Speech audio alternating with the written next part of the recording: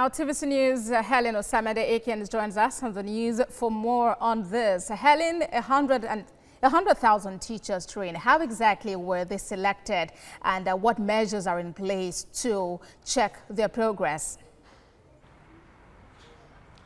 The teachers were actually selected to teach Jolly Phonics in schools, and then these are teachers who are already teachers of the school. Some of them were picked, which they were retrained by these Jolly Phonics trainers.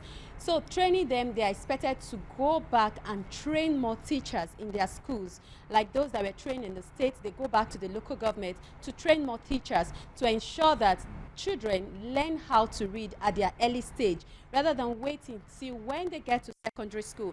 I can tell you now that when you go to secondary school, JS1, JS2, you still find some pupils, some students rather, who cannot read nor write. So with this program, the introduction of it, you're going to have more children knowing how to read, and then with time, illiteracy will fade out of the country. All right, and we're looking at a revival of this anytime soon. I mean, having another phase where another set of teachers are actually taught by this team.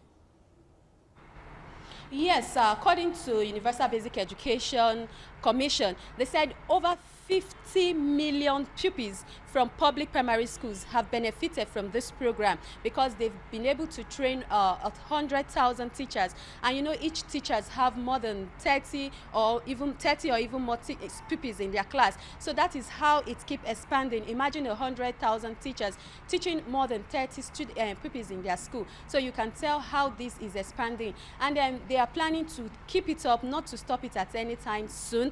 And it's going to be in the whole 36 states, including FCT, for public schools, and it involves pupils from primary 1 and primary 2.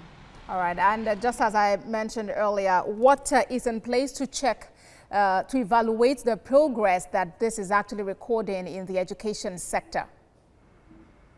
All right, the Universal Basic Commission is setting up a team that will go around. Like today, it was actually a team who went to schools where this Jolly Phonics has been taught.